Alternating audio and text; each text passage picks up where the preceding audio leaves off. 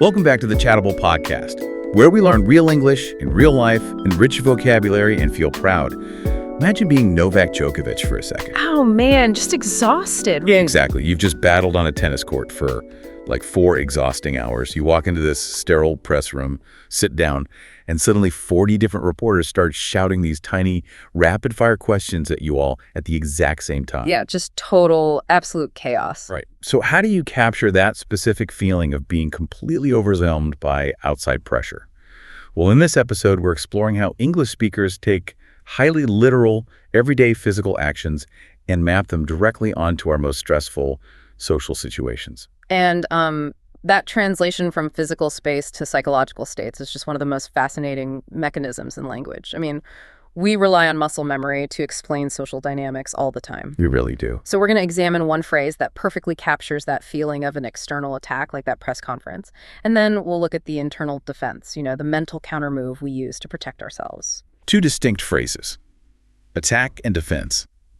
Let's start with the external pressure.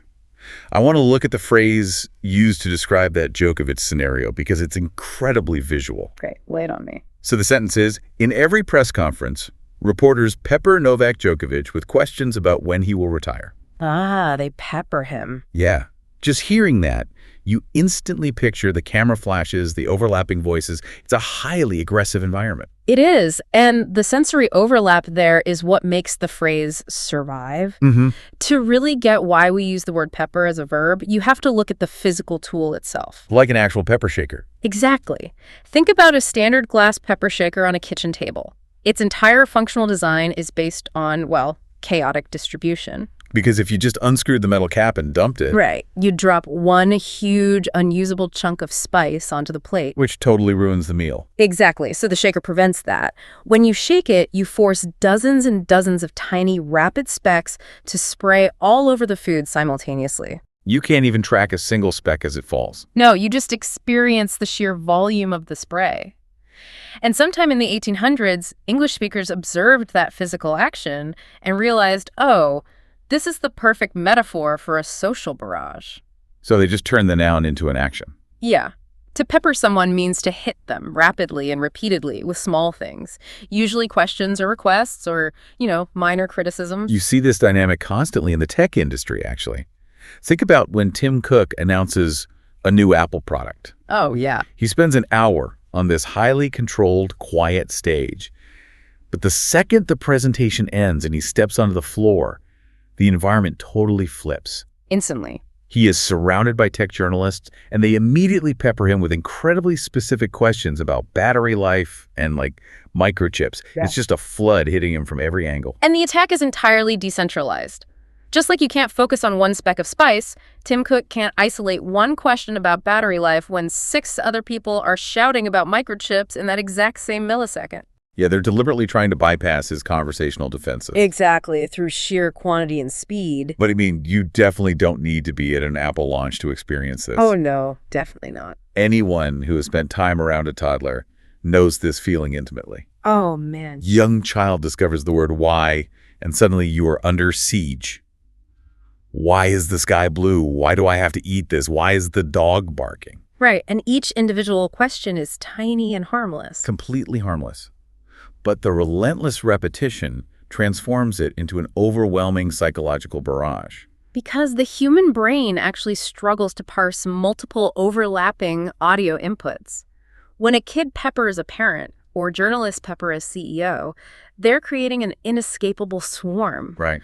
The volume and the pace are what define the experience, not the depth of the inquiry. Okay, wait, I was thinking about this distinction recently. I watched a political interview where a journalist spent 3 unbroken minutes laying out a single, incredibly profound, serious question about economic policy. Oh, wow, a 3-minute question. Yeah. So are they peppering the politician? Because calling that heavy exchange peppering feels like a complete mismatch to me. You're totally right. The metaphor shatters entirely there. Because the question is too heavy. Yeah, it violates the core physics of the kitchen shaker. Remember the necessary ingredients: speed, repetition, and a large quantity of things happening all at once. Right. A 3-minute profound macroeconomic question has none of those traits. It's slow, it's singular, and it's incredibly heavy. So if we stick to the physical logic, Yeah. you can't shake a pepper shaker and expect one giant, slow-moving boulder of pepper to fall out. Exactly. Peppering is fundamentally about a storm of pebbles. Depth and seriousness are actually disqualifying factors for this phrase. Wow, okay. So you leave the pepper shaker in the kitchen for serious inquiries. You absolutely do. The phrase is strictly reserved for the fast, the multiple, and the overwhelming. Got it. But living in a state where you are constantly being peppered takes a huge toll, whether it's reporters or annoying work emails or a toddler. Oh, for sure, you'd burn out. Right, you can't just stand there and absorb that barrage indefinitely.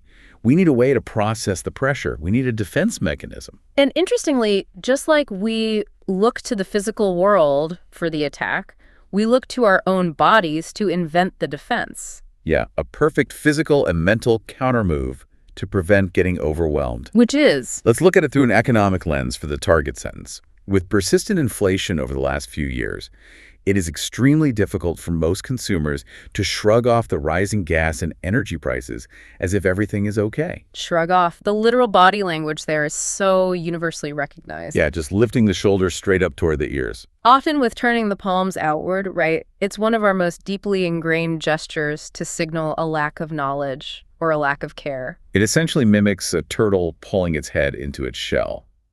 By lifting your shoulders, you minimize your exposed neck. That's a great visual. It's a deeply defensive posture disguised as casual indifference. And the historical evolution of shrug off highlights that defense beautifully. Originally, it was incredibly literal. Really? How so? Well, imagine walking through a dense field and a bug lands on your shoulder. Or you brush past a branch and get dirt on your jacket. Okay. You give your shoulder a sharp, quick lift and a shrug to physically flick that nuisance away from your body. It's a low-energy movement for a low-threat annoyance. Ah, I see. And over time, English speakers took that literal action of flicking a bug away and internalized it. Exactly. We turned it into psychological armor, mentally brushing away the stress. So by shrugging something off, you're making a conscious decision to not let the negativity land on you. It's a tool for demonstrating either extreme resilience or complete indifference. Yeah, resilience is a great way to frame it. Take the sports world. Imagine an athlete in the final, chaotic minutes of a championship game. High stakes. Super high stakes. They take a tumble and get a minor physical scrape on their knee. They don't stop the game or panic. No, they shrug it off and keep running. Because winning the championship is just too important to let a minor physical sensation derail them. You see that same logic in the corporate world, too. A multinational company might have their stock drop by a fraction of a percent for a single afternoon. Right, they don't declare bankruptcy. Exactly. They don't panic sell. The executives shrug it off as a minor fluctuation. It's just a piece of dirt on the corporate jacket. And then there's the pure indifference application, which is probably where it gets the most use in modern pop culture. Think about Billie Eilish. Oh, she's constantly under a global microscope. Constantly. So when she debuts a completely new avant-garde outfit, the internet inevitably erupts. Fashion critics and anonymous users flood the space with negative takes. They pepper her with opinions from every direction. They pepper her relentlessly. But her response isn't to fight every single critic or apologize. She completely shrugs off the negative comments. Exactly. She mentally brushes the critics off her shoulder and operates as if the criticism simply doesn't exist. It's the ultimate psychological shield against a barrage of pebbles. That shield sounds incredibly appealing in theory. I mean, we'll all love to just lift our shoulders and make problems disappear. Who wouldn't? But looking at the mechanics here, there seems to be a danger.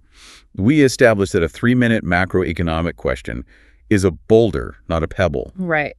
So if I'm dealing with massive, incredibly heavy life problems, shrugging it off feels like a dangerous approach. That intuition is spot on. There is an incredibly strict constraint on how and when you can use this idiom. Like what? Well, you must never, under any circumstances, use shrug off when dealing with severe trauma, major life-altering events, or systemic crises. Because the physical metaphor dictates the limits. Precisely. You can easily flick away a bug, but you cannot use a casual shoulder shrug to defend yourself against a falling piano. That makes perfect sense. Yeah. The physical action is completely inadequate for a massive threat. And that inadequacy translates into a massive breakdown in social empathy. Oh, I can see that. Yeah, if there's a devastating natural disaster where a family loses their home or someone gets a severe illness, using this phrase is a tonal disaster. Because expecting someone to shrug off a profound tragedy implies their suffering is as minor as a piece of lint. Exactly. It instantly makes the speaker sound remarkably cold, highly dismissive, and entirely lacking in basic human empathy. Wow. Yeah, you definitely don't want to make that mistake. No, you don't. Knowing the physical origin naturally protects you from that empathy failure. It is strictly 100% reserved for things that can actually be ignored. If the literal object is too heavy to brush off your shoulder, the metaphorical problem is far too heavy to shrug off. That is such a great rule of thumb. We've really covered a lot of ground today, moving from the kitchen table to human anatomy. It's been quite the journey. It has. We started by looking at how the rapid spray of a pepper shaker captures that overwhelming feeling of being bombarded with questions or toddler curiosity. Yeah. And then we examined the internal defense, lifting our shoulders to shrug off negativity and mentally brush away minor nuisances. Taking true control of your vocabulary really means understanding the literal physical movements that gave birth to these concepts. The physical world is constantly shaping our psychological vocabulary. And I want to leave you with a final thought to mull over as you navigate your own social environment today. Ooh, all right. Think about the incredibly mundane physical motions you make every single day. From using basic kitchen tools to your own involuntary body language when you're tired or defensive or annoyed. Yeah. How many of those simple, completely unconscious physical acts secretly govern the way you process and describe your most stressful social interactions? Next time you make a casual gesture, ask yourself if you're actually living out an English idiom. Oh, wow. Every physical movement is a potential metaphor just waiting to happen. Well, the next time you're standing in your kitchen and you reach for that glass shaker to season your food, take a second to ask yourself who is peppering you with demands right now, and whether you have the mental resilience to simply brush it off your shoulder. Thanks for joining us on this episode, and we will catch you next time.